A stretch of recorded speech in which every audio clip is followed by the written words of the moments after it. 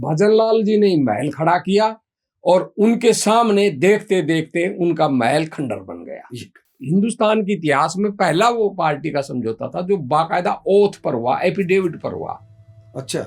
नितिन गडकरी ने और इसने बाकायदा एक एफिडेविट तैयार किया और उस एफिडेविट में ये कहा गया था कि 3 सीट लड़ेगी लोकसभा की एसजी सीट, 7 लड़ेगी बीजेपी और विधानसभा चुनाव में 45 सीट लड़ेंगे और कुलदीप बिश्नोई हमारा मुख्यमंत्री होंगे। 86 के अंदर जब बंसीलाल जी, जो नया युद्ध शुरू हुआ और बंसीलाल जी को मुख्यमंत्री बना दिया, तो जब भजनलाल जी को ने फिर जोड़ तोड़ कर ऐसा जोड़ तोड़ कर ही केंद्र में मंत्री बन गया और भजनलाल जी ने आदमपुर का चुनाव लड़कर फिर चौधरी बीरेंद्र सिंह को मात देकर तीसरी बार हरियाणा के मुख्यमंत्री बन गए। अगर कांग्रेस से अलग नहीं होते तो भजनलाल परिवार आज भी हरियाणा की राजनीति में बहुत बड़ा राजनीतिक प्लेयर होता कि भाई हमारी जगह भूपेंद्र हुड्डा कैसे बन गए। वही तो मैं कह रहा हूँ, वही इनका पतन का कारण बन गया। कुलदीप बिश्नोई में टैलेंट था जी और चंद्रमोहन बिश्नोई में टैलेंट नहीं था जी। और हरियाणा के अंदर पैसों के बल पर जो राजनीति की शुरुआत है जी वो भजनलाल जी ने ही शुरू की। IAS अफसर रिटायर्ड हैं, भजनलाल के पोते भाऊ बिश्नोई को हराकर 56 साल की गिरदावरी को तोड़ा है। जो कांग्रेस नेतृत्व इनको देना चाहता था वो इसने लिया नहीं और जो ये चाहते थे वो मिला नहीं, तो फिर ये 2022 में फिर छोड़कर चले गए।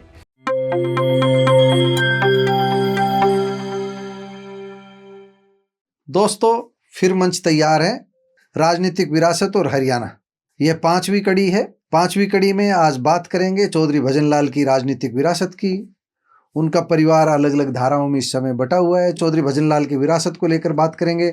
हम बताएंगे कि उनकी विरासत को उनके बेटे चंद्रमोहन बिश्नोई और कुलदीप बिश्नोई किस तरह संभाल पाए, या चौधरी भजनलाल के पौत्र भव्य बिश्नोई उसको कितना संभाल पाए, और चौधरी भजनलाल ने किस तरह कितने संघर्ष के साथ अपनी राजनीतिक विरासत तैयार की थी, मतलब अपने संघर्ष से किस तरह राजनीति में एक जगह बनाई थी। जिस हम विरासत की बात कर रहे हैं भजनलाल, यानी कि अपनी पूंजी, राजनीतिक पूंजी जो जमा करके गए थे भजनलाल, उस राजनीतिक पूंजी को उनके बेटे उनके पोते कितना संभाल पाए, इसी पर हम बात करेंगे। और हम ये चर्चा इसलिए कर रहे हैं कि हरियाणा की राजनीति में जो विरासत की राजनीति है उसका कितना महत्व है, ये आप समझ चुके होंगे।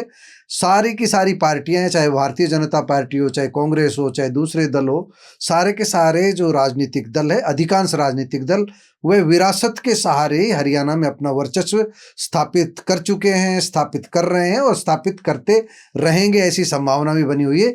यानी कि अभी हम जब बात करें तो लालों की राजनीति की बात करें, चौधरी बंसीलाल, चौधरी भजनलाल, चौधरी देवीलाल, इन तीनों लालों की बात तो परिवारवाद के साथ ही होती थी। मनोहर लाल अपवाद रहे, चौथे लाल हैं। मनोहर लाल का परिवार नहीं है, वह अविवाहित हैं, तो इसलिए उनकी विरासत की बात अभी नहीं हो रही है। उन्होंने एक अलग अपनी छाप छोड़ी है। लेकिन जो आज का विषय है वह सीधे सीधे भजनलाल, चौधरी भजनलाल, हरियाणा के पूर्व मुख्यमंत्री और केंद्र में मंत्री रहे, उनकी राजनीतिक विरासत की हम बात करेंगे। और एक वादा हमेशा की तरह, वेद प्रकाश विद्रोही कांग्रेसी नेता की हैसियत से यहाँ नहीं बैठे हैं, राजनीतिक समीक्षक की हैसियत से बैठे हैं। 50 वर्ष का लंबा राजनीतिक अनुभव है, तजुर्बा है, तो सत्य बखान करेंगे, सत्य विश्लेषण करेंगे, ऐसी उम्मीद है हमको। आप इनकी 4 किस्तें सुन चुके हो, उन पर इनकी टिप्पणी भी आ रही है। अब तक राव वीरेंद्र सिंह की विरासत, राव मोहर सिंह की विरासत, ये हमने ज्वाइंट किया था एक, और इसके बाद चौधरी बंसीलाल परिवार पर हम बात कर चुके हैं। इसके अलावा भूपेंद्र सिंह हुड्डा के परिवार पर बात कर चुके हैं, इन परिवारों पर हम बात कर चुके हैं। तो आज की चर्चा हम चौधरी भजनलाल के परिवार की बात करेंगे। विद्रोही जी, आपका बहुत बहुत स्वागत है। जो धन्यवाद वैद्य जी, दर्शकों का धन्यवाद, आपसे मिल रहे प्यार का धन्यवाद। और साथ में मैं एक बात और फिर कहना चाहूँगा और बड़े जोर देकर कहना चाहूँगा, मैं राजनीतिक समीक्षक हूँ, घटनाओं की समीक्षा करता हूँ, ना मैं इतिहासकार हूँ ना मैं शोध करता हूँ। इतिहासकार और शोधकर्ता तिथियां देता है, टाइम और बताता है, और एक समीक्षक घटनाओं की समीक्षा करता है। मतलब 1967 की जगह 1968 हाँ, कह दे, स्वाभाविक है। 71 की जगह 77 कह दे, तो वेद प्रकाश विद्रोही का जो का काम नहीं होता, क्षम्य है, वो सन तिथियों पर नहीं, वो विरासत की राजनीति की बात चल रही है, उस पर अपनी टिप्पणी दे रहे हैं। तो सीधे सीधे चौधरी भजनलाल किस तरह राजनीति में उदय हुआ, उस दौर की राजनीति क्या थी, किस तरह उन्होंने अपने आप को इस काबिल बनाया कि आज हम उनकी विरासत की बात कर रहे हैं? देखिए, हरियाणा की राजनीति में सबसे ज्यादा कोई जीवित व्यक्ति रहा है और जीरो से चलकर हीरो बना है, जिसके पास ना दौलत थी, ना कोई वोट बैंक था, ना कोई जातीय आधार था, ना कोई संसाधन थे, ना कोई राजनीतिक पृष्ठभूमि थी। 6 अक्टूबर बिल्कुल 6 अक्टूबर 1930 को कोतवाली भावलपुर में जन्म लेने वाले भजनलाल जी माइग्रेंट होकर यहाँ में आए। और सब जानते हैं जो भी उस समय माइग्रेंट होकर आए थे पाकिस्तान से, जो आज के पाकिस्तान में, उनकी क्या स्थिति थी। गरीब थे, ज्यादातर गरीब थे। भजनलाल जी ने अपना जो किस तरह जीवन यापन शुरू किया वो इसी से पता चलता है कि वो साइकिल के ऊपर उस जमाने में पहुंचा कहते थे महिलाओं का, जो महिलाएं कपड़े पहनती थी, पीलिया पहुंचा, चुनरी और कपड़े कह लो आप, ये बेचकर उन्होंने गांव-गांव साइकिल पर जाकर फतेहपुर शेखावाटी से लेकर आते। अब देख लो अब आप कितना उन्होंने संघर्ष किया। तो कह आर्थिक रूप से घर को संभालना, और फिर उन्होंने अपना राजनीतिक जीवन भी आदमपुर की पंचायत के पंच के रूप में किया। अच्छा, शुरुआत। हाँ, पंच बने, सरपंच बने आदमपुर के, और उसके बाद वो ब्लॉक समिति में आए, सब कुछ आए, चेयरमैन बने। पर वो पहली बार 1968 में जब चुनाव हुआ था तब कांग्रेस के एमएलए बने 1968 में। पहली बार कांग्रेस से लड़े 1968 में, और आदमपुर से वो विधायक बने। और ये भी एक रिकॉर्ड है, अनोखा रिकॉर्ड है, जो शायद ही हिंदुस्तान में कहीं नहीं मिलेगा आपको, कि एक ही कंस्टिट्यूएंसी से एक ही परिवार लगातार 56 सालों तक जीतता रहा हो। 2024 के चुनाव में जो चंद्र प्रकाश जी हैं, जो रेवाड़ी के उपायुक्त भी रह चुके हैं, आईएएस अफसर, रिटायर्ड हैं, उन्होंने पहली बार 2024 में कांग्रेस के कैंडिडेट के रूप में भजनलाल के पोते भाऊ बिश्नोई को हराकर 56 साल की गिरदावरी को तोड़ा है। भाजपा उम्मीदवार 56 साल की गिरदावरी को तोड़ा है, जो एक अपने आप में एक रिकॉर्ड है। कोई भी एक परिवार नहीं होगा, एक 40 साल का सेठ जी होते थे जबलपुर में, जिनका रिकॉर्ड भावुक हो गए थे उस दिन कुलदीप बिश्नोई जब वो शरद यादव ने तोड़ा था 40 साल का। जबलपुर से जो एमपी बनते आ रहे थे, एक सेठ जी थे, उनका नाम तो मेरे को याद नहीं। जब शरद यादव ने जनता उम्मीदवार के रूप में 1974 में तोड़ा था, और इस 56 साल की लगातार की गिरदावरी को अब चंद्र प्रकाश जी ने तोड़ा। उनकी विरासत, अब उनकी विरासत है। 68 में वो बने, और देखिए फिर वो 72 में एमएलए बने, 72 में एमएलए बने, फिर 77 के अंदर बने।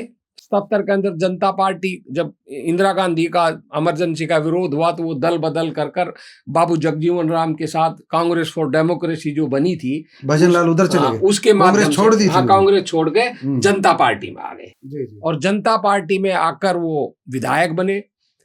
मंत्री उनको बनाया नहीं, फिर वो जोड़ तोड़ कर देवीलाल की सरकार में मंत्री बने, और जोड़ तोड़ कर कोई उनका जनाधार नहीं था, जोड़ तोड़ कर देवीलाल की सरकार को गिराकर 29 जून को वो 79 को, क्या खूबी रही होगी जो मतलब संसाधनहीन, पैसा इन बिटवीन उन्होंने कमा लिए थे। अच्छा, पैसे आ गए थे। मैं कह रहा हूं कि 68 से पहले तक तो उनके पास पैसे नहीं थे, अभाव था। परंतु अब मैं वो शब्दों का ना तो उनकी आवश्यकता ना प्रयोग करूंगा, कैसे करेंगे वो आप जाने। पर भजनलाल जी दौलतमंद भी बन चुके थे, पैसे वाले भी बन चुके थे, और हरियाणा के अंदर पैसों के बल पर जो राजनीति की शुरुआत है वो भजनलाल जी ने ही शुरू की। कौन से सन में उन्होंने देवीलाल सरकार जो 79 बता रहा हूँ ना, 29 जून 1979 को देवीलाल जी की सरकार, देवीलाल को हटाकर, देवीलाल जी हट गए थे और वो मुख्यमंत्री बने थे। हटाकर बने थे, सत्ता में बहुमत नहीं, जनता पार्टी की ही सरकार थी। अच्छा, परंतु उस समय मुरारजी भाई देसाई और चौधरी चरण सिंह का झगड़ा चल रहा था। उस झगड़े के अंदर देवीलाल जी कहते थे मैं किसान हूँ, किसान नेतृत्व के साथ हूँ। एक रैली हुई थी 1978 में, उसके अंदर वो गए थे चौधरी चरण सिंह के जन्मदिन पर, और मुरारजी भाई ने रोका था, वो नहीं माने, बोले मैं पहले किसान हूं, बाद में मुख्यमंत्री हूं। तो एक टसल हो गई थी, तो केंद्र भी उनको हटाना चाहता था। और उस परिस्थिति का फायदा भजनलाल जी ने अपनी जोड़ तोड़ से उठाया, और ये लोग जनता पार्टी के ही, देवीलाल वो भी जनता पार्टी में थे, ये भी विभाजन कर दिया, विभाजन जनता पार्टी के विभाजन करके कह लो, हाईकमांड को कह लो, देवीलाल जी को हटा दिया था। जी जी। और ये जून 79 में हरियाणा के पहली बार मुख्यमंत्री बन गए। अच्छा। फिर उसके बाद जनता पार्टी का में से अलग हो गए थे देवीलाल जी, चौधरी चरण सिंह जी प्रधानमंत्री बने, मुरारजी भाई को हटाकर, वो इतिहास है। परंतु भजनलाल जी 79 के अंदर पहली बार मुख्यमंत्री हरियाणा के बन गए।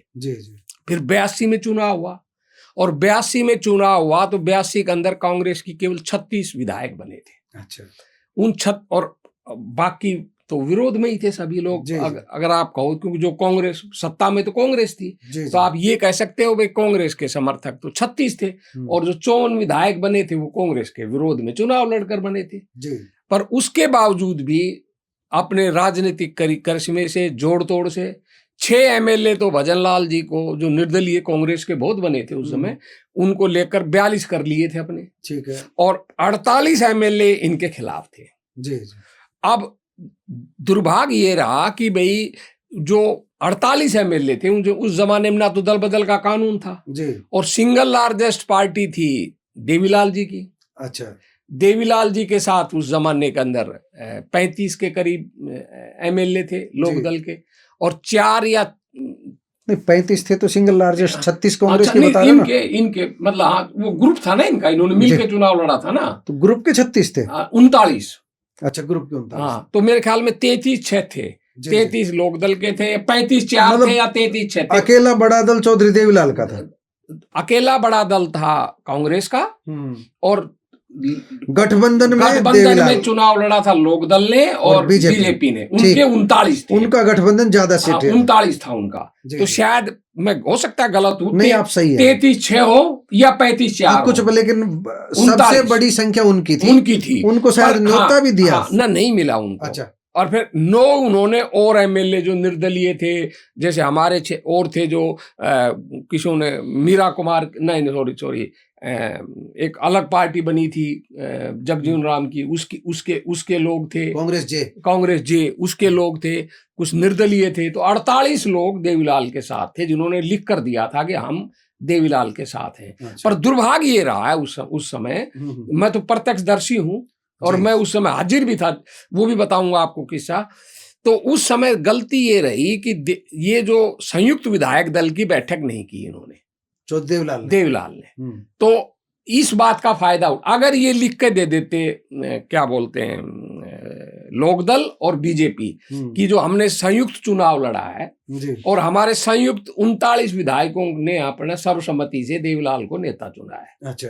क्योंकि उस जमाने में दल बदल का कानून नहीं था ना, तो दल बदल का कानून नहीं था तो ये गिनती नहीं होती थी। जैसे आजकल तो गठबंधन की गिनतियां होने लगी थी क्योंकि दल बदल कानून हो गया, उस जमाने में नहीं था। ठीक है। तो इस क्लाज का फायदा उठाकर हम इन लोगों को टाइम दिया था 6:30 बजे का चंडीगढ़ के अंदर, देवीलाल जी को। और उस समय कर्नल राम सिंह जो थे, उनकी कोठी भजनलाल की कोठी के साथ लगी हुई थी। तो मैंने आपको शायद एक बताया था कि कर्नल राम सिंह को मैं ही गया था, कि कर्नल राम सिंह जब थे तो चौधरी चरण सिंह ने मुझे दूत बनाकर कर्नल राम सिंह के पास भेजा था, आपको, मेरे को। और मेरे साथ गए थे सतपाल मलिक जी। तो सतपाल मलिक जी को तो जानते नहीं थे। सतपाल मलिक जी सेक्रेटरी थे उस समय लोकदल के, सतपाल मलिक जी और स्वामी इंद्रवेश। और आप लोकदल में किस भूमिका में? मैं भी सेक्रेटरी था। ठीक है। तो मैं हरियाणा का था, और स्वामी इंद्रवेश जी थे, वो भी MP थे रोहतक से, और सतपाल मलिक राज्यसभा के थे। ठीक है। जिस दिन ये राज्यपाल ने टाइम दिया तो ये लोग, हम लोग सभी लोग विधायक और देवीलाल जी राम सिंह की कोठी के अंदर गए थे। ठीक है। और 6:30 बजे का इंतजार कर रहे थे। रवि राय जी हमारे पर्यवेक्षक केंद्र से आए थे, टाइम ले रखा था, वो जनरल सेक्रेटरी थे लोकदल के। ठीक है। तो मैं उस जमाने में रेडियो रखता था। ठीक है। देवीलाल जी भी रखते थे, मैं भी रखता था। तो मैं रेडियो की खबरें हर एक सुनता था। तो 6:30 का इंतजार कर रहे थे।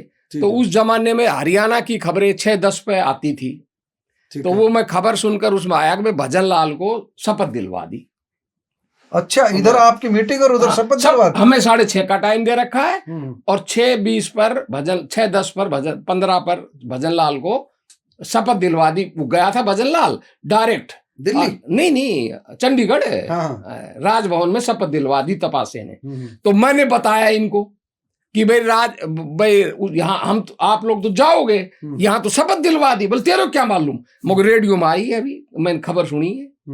तो इतनी देरों में, क्योंकि भजन लाल की कोठी चीफ मिनिस्टर की राम सिंह स्पीकर था उस जमाने में पहले, तो उसकी साथ साथ थी कोठी। तो वहां मिठाइयां बंटने लग गई। तो वो पता चल गया भाई भजन लाल ने शपथ ले ली। बोले भाई ये क्या हुआ?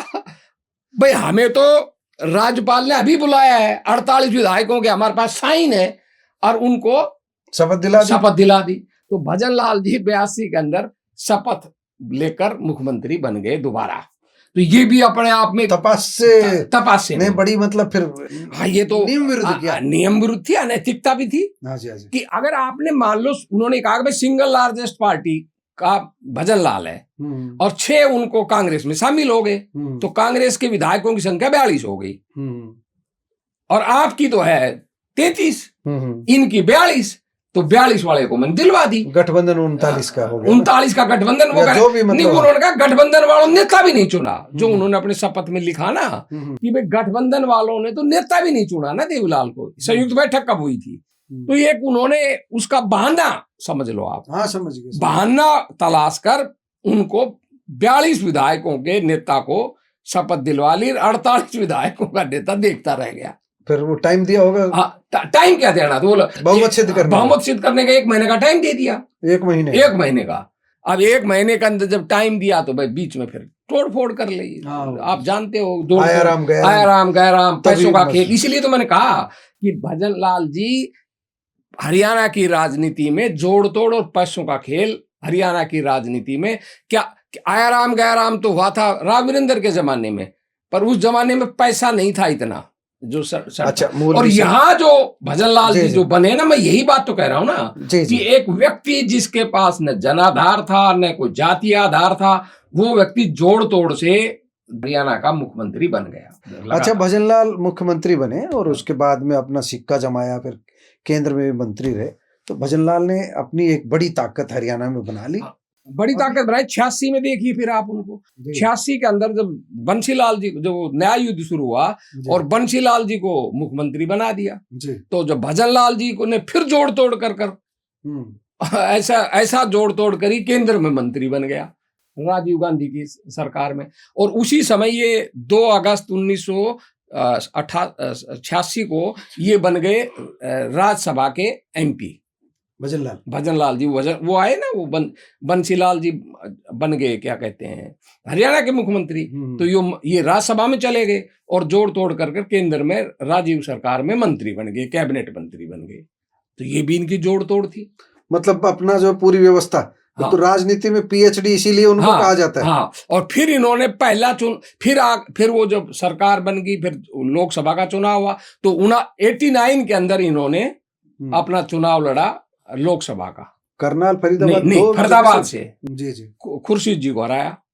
और जब 87 में हरियाणा का जब विधानसभा का चुनाव हुआ, जब देवीलाल जी की लहर थी, तो जसमा देवी इनकी पत्नी थी, वो पहली बार, विरासत की बात कर रहे हो ना, तो जसमा देवी जी पहली बार 87 में MLA बनी आदमपुर से। पहली बार जसमा को लाए राजनीति में पहली बार, क्योंकि 86 के अंदर जब ये बने जो MP, तो टाइम नहीं बचा था ना, 87 में चुनाव होना था। तो बंसीलाल जी का उपचुनाव इसलिए हो गया था, एक चीफ मिनिस्टर था, चीफ मिनिस्टर को 6 महीने बनना पड़ता है, और जो दूसरा चुनाव विद इन ईयर रह जाता है चुनाव, तो दूसरी सीटों पर उपचुनाव नहीं होता। ठीक है। तो आदमपुर का उपचुनाव तो नहीं हुआ, पर 87 के चुनाव में जसमा देवी जी विधायक बन गई और 89 के अंदर भजन लाल जी बन गए MP बन गए। फिर 91 के अंदर फिर विधानसभा का चुनाव आया और विधानसभा के चुनाव में फिर इन्होंने विधानसभा का चुनाव आदमपुर से लड़ा भजन लाल जी ने।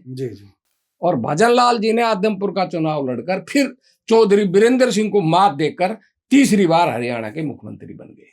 ये जुगाड़ कर हाँ, लिया। 91-96 तक। तो इस तरह हरियाणा की राजनीति में सबसे लंबे समय चौधरी तक बीरेंद्र सिंह को मात कैसे दी चौधरी भजनलाल? हाँ, चौधरी भजनलाल जी ने मात इसलिए दी कि राजीव गांधी जी ने चौधरी बीरेंद्र सिंह को कर रखा था जी जी अपना कि भाई तेरे को मुख्यमंत्री बनाएंगे। अब राजीव गांधी जी की अनफॉर्चुनेट आतंकवादी घटना में मृत्यु हो गई। जी जी तो जब उनकी मृत्यु हो गई तो नरसिंह राव जी प्रधानमंत्री बन गए थे, आपको पता है। जी जी जब हरियाणा के अंदर जब चुनाव हुआ मतलब लीडरशिप की सिलेक्शन का, तो उसमें एक उम्मीदवार वीरेंद्र सिंह थे, एक उम्मीदवार भजनलाल जी थे।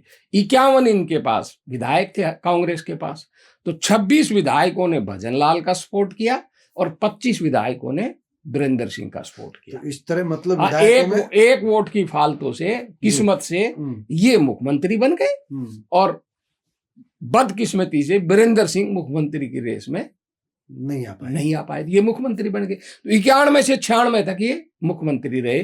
तो इस तरह इनका कार्यकाल मुख्यमंत्री के रूप में हरियाणा में सब ज्यादा हो गया। चलिए फिर इसके बाद 1993 में कालका के अंदर एक उपचुनाव हुआ। एक सरदार जी थे कांग्रेस के विधायक, उनकी मृत्यु हो गई थी। न मृत्यु नहीं हुई, शायद मृत्यु हो गई थी या उनको राज्यसभा में, शायद राज्यसभा में भेज दिया। तो सीट खाली, कारण कुछ भी हुआ, कालका सीट खाली हो गई थी। तो उसके अंदर इनका पुत्र जो था चंद्रमोहन बिश्नोई, जी जी इनके परिवार से तीसरा उपचुनाव में एमएलए बन गए। उनकी एंट्री हो गई जी। 96 के अंदर कांग्रेस की सरकार चली गई। तो भजनलाल जी विधायक बन गए 96 में, फिर आदमपुर से। जब 98 के अंदर फिर लोकसभा का चुनाव हुआ तो भजनलाल जी ने करनाल से चुनाव लड़ा लोकसभा का, और वहां से चुनाव लड़ने से वो 98 से 99 तक जी वो बने। थोड़ा कार्यकाल था उसका जो ये बन गए लोकसभा में चले गए। लोकसभा में चले गए जी जी। और इनकी जो सीट खाली हुई थी उसकी जगह अपने पुत्र को इन्होंने, बिश्नोई को, कुलदीप को आदमपुर से।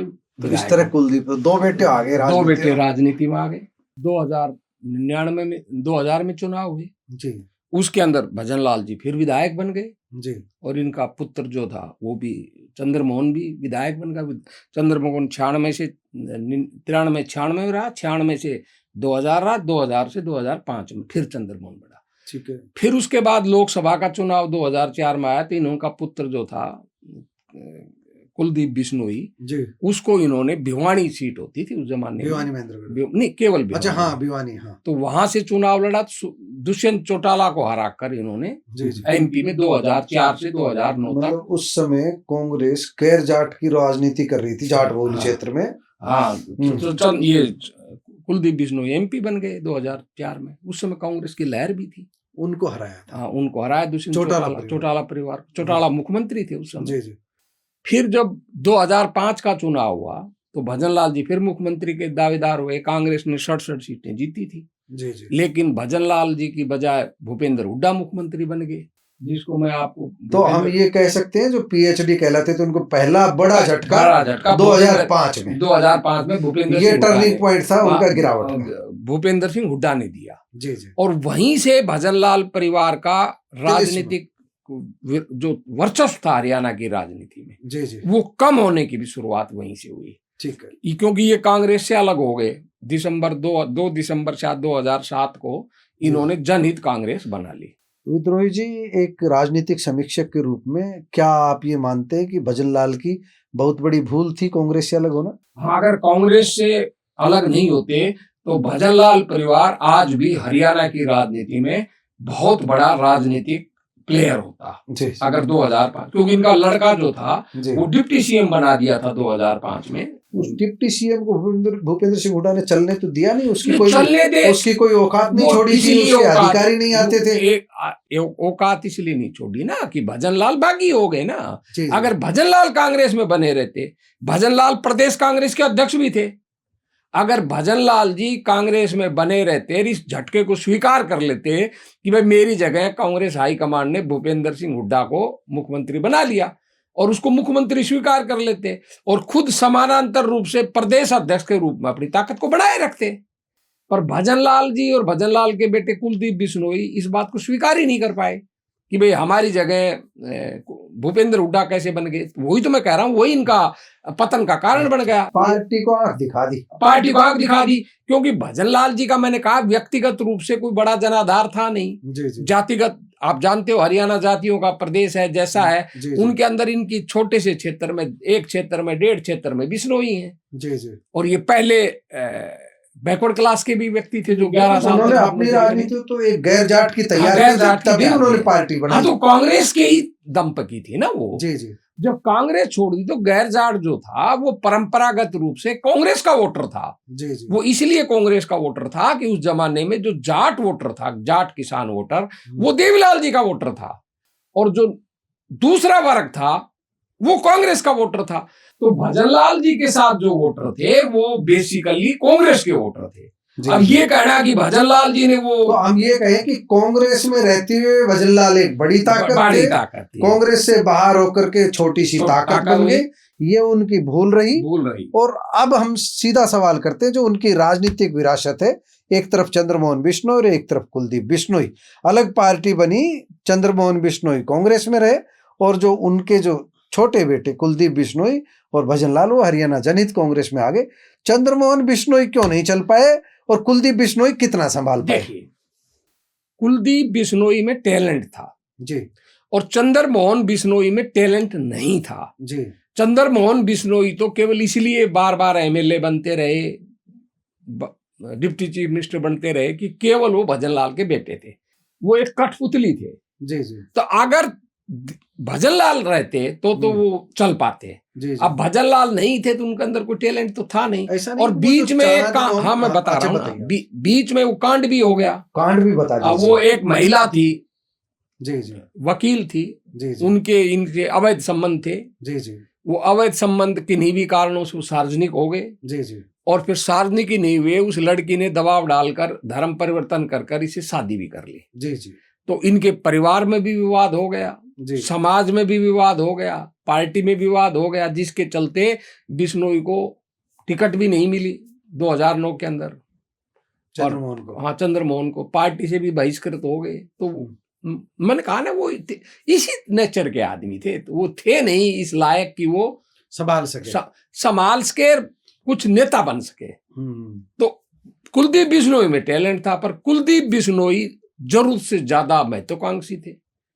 अगर उसमें अपनी महत्वाकांक्षा कुछ लगाया होता और भजनलाल को प्रदेश अध्यक्ष के रूप में ही बनाए रखता, क्योंकि भजनलाल जी भी आंतरिक रूप से कांग्रेस नहीं छोड़ना चाहते थे, पर कुलदीप बिश्नोई के वजह से छोड़ा, कुलदीप बिश्नोई के दबाव में छोड़ा। इनको ये भ्रम हो गया कि मैं नॉन जाट वोटर हूं, तुम्हारा है, क्योंकि वो मुख्यमंत्री रहे सबसे लंबे समय तक। जी जी। और नॉन जाट उनको नेता भी मानता था। पर वो ये बात भूल गए कि ये जो कंस्टिट्यूएंसी थी वोटर्स की, वो भजनलाल की नहीं थी। भजनलाल उस कंस्टिट्यूएंसी के नेता थे, भजनलाल प्लस कांग्रेस की थी। भजनलाल उसके, इसलिए भजनलाल उसके हिस्सेदार थे कि भजनलाल मुख्यमंत्री थे। जी जी। अगर भजनलाल कांग्रेस में बने रहते तो वो कंस्टिट्यूएंसी भजनलाल के साथ ही बनी रहती, और हो सकता है 2009 में भूपेंद्र सिंह हुड्डा मुख्यमंत्री नहीं बन पाते, उन भजनलाल का बेटा या भजनलाल बन जाता, संभव था। परंतु उनके अंदर 2005 के बाद 2009 में धैर्य नहीं था। ये 2007 में चले गए। जी जी। तो उसके बाद ये आपको पता है 2009 के अंदर चुनाव, 2009 में कांग्रेस को इनकी पार्टी की जरूरत पड़ी। हाँ, कांग्रेस ने इनकी पार्टी को तोड़ दिया। कितने जीत के आए थे? इनके 6 एमएलए। 6 जीत के आए थे। कांग्रेस को जरूरत नहीं थी जी। ये भी लोगों की गलतफहमी है। जी जी। कांग्रेस के 40 एमएलए आए थे। ठीक है। और रात को ही, जिस दिन रिजल्ट आया था उसी रात को ही 8 विधायकों का प्रबंध, जिसमें एक बीएसपी का था और 7 निर्दलीय थे, ये भूपेंद्र सिंह हुड्डा ने रात को ही कर लिए थे। रिजल्ट आया था 6-7 बजे, रात के 11-12 बजे 48 विधायकों का समर्थन पत्र राज्यपाल को दे दिया गया था। जी जी। वो हरियाणा भवन में ही थे राज्यपाल, उनको 48 विधायकों का समर्थन पत्र दे दिया गया था। और दूसरे तीसरे दिन कांग्रेस ने 48 विधायकों के साथ सरकार बना ली थी। तो 45 ही चाहिए थे, उनके पास 48 थे। जी। और बीच में फिर ये इनके 6 थे, 5 इनके आगे, क्योंकि सारे कांग्रेसी थे। जब उन कांग्रेसियों को लगा कि भाई, क्योंकि वो तोड़ को स्वाभाविक तोड़ मैं कहूंगा उसको राजनीतिक भाषा के अंदर। आप कानून की भाषा में दल बदल कह सकते हैं और राजनीतिक भाषा में स्वाभाविक कह सकते हैं, क्योंकि जनहित कांग्रेस के जितने भी लोग थे, जितने भी विधायक बने थे, वो गैर कांग्रेसी नहीं थे, विचारधारा से कांग्रेसी थे, कांग्रेसी छूट कर गए थे। जब उनको लगा कि भाई यहाँ इनका तो चलेगा नहीं, कांग्रेस की फिर सरकार बन गई, बिश्नोई को उस समय चले जाना चाहिए। कुलदीप बिश्नोई को डिप्टी चीफ मिनिस्टर हाईकमांड बना रहा था, ये तैयार नहीं हुए। और भूपेंद्र सिंह हुड्डा को जब ये पता चला कि इसको डिप्टी चीफ मिनिस्टर बना रहे हैं, तो 48 उन्होंने पहले ही कर लिए थे और 5 और सेंध लगा दी ताकि भी इसको ब्लॉक कर दें, कोई लीडरशिप का सवाल ही ना हो। तो अपना खेमा पूरा मजबूत कर ले। अगर कुलदीप बिश्नोई तत्काल निर्णय कर लेता तो भूपेंद्र सिंह हुड्डा की नहीं चल पाती, जाकर के सोनिया गांधी को कह देता कि आप जानो आपका काम, हम कांग्रेस में विलय कर रहे हैं, तो वो डिप्टी चीफ मिनिस्टर बना रहे, तो ताकतवर बन जाता। क्योंकि उस समय कांग्रेस के कम एमएलए आए थे और भूपेंद्र सिंह हुड्डा भी एक्सपोज हो गए थे कि भाई ये तो जाट नॉन जाट की हमारा आधार खिसक रहा है। तो स्वाभाविक है जब किसी पार्टी का आधार खिसकता है तो जो दूसरा जो वोट खिसकी है वो वोट किसके कारण आ सकती है, उसको कांग्रेस आगे बढ़ाती। तो अगर ये डिप्टी चीफ मिनिस्टर बन जाता तो नॉन जाट का नेतृत्व कर कर भविष्य के अंदर इसको कांग्रेस आगे कर सकती। ये बड़ी गलती रही, ये इसकी राजनीतिक। अब विरासत में 2 भागों में बटी। चंद्रमोहन का आपने बता दिया, कुलदीप बिश्नोई का। कुलदीप बिश्नोई बाद में कांग्रेसी भी बने। उसके बाद में जो इनकी राजनीतिक विरासत की हम बात, भारतीय जनता पार्टी ने एक समय ऐसा भी आया 45-45 का 2009 में भजनलाल जी एमपी बन गए। भजनलाल जी एमपी बन गए तो स्वाभाविक था कि भाई कुलदीप बिश्नोई जो सीट खाली हुई थी उस पर कुलदीप बिश्नोई तो एमएलए बन गए फिर, क्योंकि इसने एमएलए का लड़ा था, भजनलाल जी ने एमपी का लड़ा था 2009 में। भजनलाल जी की डेथ हो गई 2011 के अंदर। ठीक है। जब भजनलाल की डेथ हो गई तो एचजेसी पूर्णता कुलदीप के पास आ गई। कुलदीप बिश्नोई ने लोकसभा का चुनाव लड़ा। स्वाभाविक है भजनलाल जी की लहर थी, मौत भी हुई थी, कुलदीप बिश्नोई उपचुनाव में एमपी बन गए। ठीक है।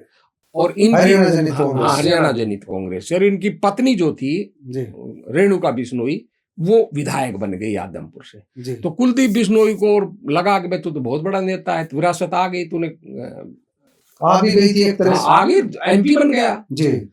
तो इन्होंने बीजेपी से समझौता कर लिया और हिंदुस्तान के इतिहास में पहला वो पार्टी का समझौता था जो बाकायदा ओथ पर हुआ, एफिडेविट पर हुआ। अच्छा। नितिन गडकरी ने और इसने बाकायदा एक एफिडेविट तैयार किया और उस एफिडेविट में ये कहा गया था कि 3 सीट लड़ेगी लोकसभा की एचजेसी, 7 लड़ेगी बीजेपी और विधानसभा चुनाव में 45 सीट लड़ेंगे और कुलदीप बिश्नोई हमारा मुख्यमंत्री उम्मीदवार होगा। ये किया लिखित लिखित रूप से। और ये बाकायदा उस समय भाजपा की दुकान में सामान कुछ कम नजर आ रहा था और प्रेस कॉन्फ्रेंस कर प्रेस को बताया जिसके वीडियो मौजूद है। पर बिटवीन जब बन गए अपने मोदी जी प्रधानमंत्री, उनकी लहर चल गई, इन्होंने चुनाव लड़ा, ये कामयाब नहीं हो पाए, खुद भी कुलदीप बिश्नोई हार गया और दुष्यंत चौटाला बन गया। और वो तो ये तो हारे ना, भाजपा ने इनको मनपसंद सीटें नहीं दी। ये लड़े थे ना लोकसभा, इनको 2 सीट मिली थी जी। मनपसंद कैसे नहीं थी, हिसार तो थी इनकी। अच्छा। कुलदीप बिश्नोई यही एमपी था, इसी को टिकट दी थी। अच्छा। और भैया सिरसा इनको दी थी, तो इनकी दोनों हार गए और बीजेपी के लोग जीत गए। ये दोनों सीट लोक दल ने जीत ली। तो जब विधानसभा का चुनाव हुआ तो बीजेपी ने कहा कि हम तो नहीं मानेंगे, आपका जनाधार नहीं है। वो दिख भी रहा था भाई दोनों सीट हार गए। और दूसरा ये था कि भाई आपको हम मुख्यमंत्री तो कतई नहीं मानेंगे, आपको कुछ सीट दे देंगे, आप मर्ज करो आप हमारे अंदर। दिल्ली में इनकी सरकार बन गई थी, मोदी की लहर सी चल गई थी, राव साहब चले गए थे, नॉन जाट का एक चेहरा और आ गया था उनके पास। तो और उनके भाई 7 एमएलए एमपी बन गए थे। 7 उनके थे, 2 लोक दल के थे और 1 भाई कांग्रेस का था। तो उनका आधार बढ़ गया।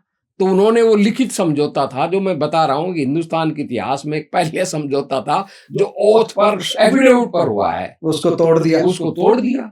20 सीटों की ऑफर दी थी कुलदीप को, ऐसा सुनते हैं। हाँ, उन्होंने 15-20 तो दे देते हो, पर ये तो वो भी कुलदीप बिश्नोई की गलती नहीं थी। गलती थी, समय और परिस्थितियों को नहीं पापा। अगर ये रहता तो जो 2014 में भारतीय जनता पार्टी की सरकार बनी, संयुक्त सरकार बनती, वो उसको और एहसान रहता और भ्रम बना रहता। भ्रम बना रहता। परंतु मैंने कहा ना, कुलदीप बिश्नोई अति महत्वाकांक्षी है। तो जगह जगह गलती की, जगह जगह गलतियां की। अति महत्वाकांक्षा के अंदर जो भजनलाल का जो समापन की तरफ बढ़े तो भव्य बिश्नोई उसी की तरफ उसी का ये नतीजा रहा कि बेशक 2014 के अंदर ये 2 MLA बन गए, इन्होंने अलग चुनाव लड़ा। जी जी। रेणुका बिश्नोई दूसरी बार हंसी से बन गई और ये बन गए आदमपुर से जी। और जब इनको लगा कि भाई तेरा जनाधार खिसक रहा है तो इन्होंने अब कांग्रेस में विलय कर दिया। हरियाणा जनहित कांग्रेस से बने, हरियाणा जनहित कांग्रेस से बने। फिर इन्होंने 2016 दो ही बन पाए बस। दो ही, फिर उन्होंने कांग्रेस में विलय कर दिया। ठीक है। अब कांग्रेस में विलय करने के बाद इनका लड़के ने 2019 में चुनाव लड़ा लोकसभा का, उसमें भी वो हार गया जी। और फिर इसने लड़ा आदमपुर से और अपनी जगह अपने एक आदमी को दिलवाई। रेणुका नहीं लड़ा, नलवा से अपने एक समर्थक को दिलवाई, वो हार गया। वो रणधीर सिंह गोल, वो विधायक जो है जी जी, और खुद ये विधायक बन गए।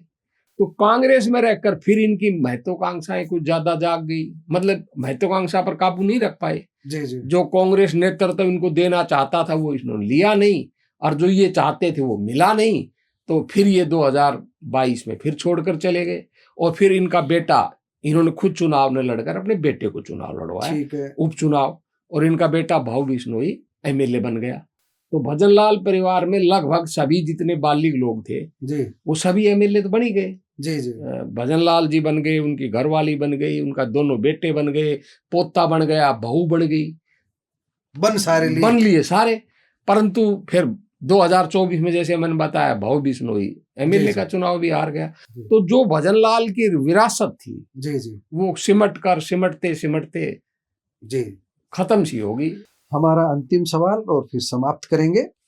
आज के दिन कुलदीप बिश्नोई, भव्य बिश्नोई, रेणुका सब है, चंद्रमोहन बिश्नोई भी है। भजनलाल की राजनीतिक विरासत को आप कहाँ खड़ा देखते हैं? आने वाले समय में क्या भजनलाल का जो परिवार है, पौत्र जो है भव्य बिश्नोई है, पुत्र जो है कुलदीप बिश्नोई है, पुत्र चंद्रमोहन बिश्नोई है, इनमें हम राजनीतिक परिपक्वता या इनकी आप राजनीतिक उड़ान भरते हुए इनको देखेंगे कि राजनीतिक क्षितिज पर दोबारा भजनलाल परिवार छा रहा हो, ऐसा कोई समय आपको लगता है? नहीं, दूर दूर तक नजर नहीं आ रहा। मेरा ये मानना है कि राजनीतिक विश्लेषक के नाते भजनलाल की जो कथित विरासत थी वो भजनलाल जी ने ही बनाई, भजनलाल जी ने ही महल खड़ा किया और उनके सामने देखते देखते उनका महल खंडर बन गया।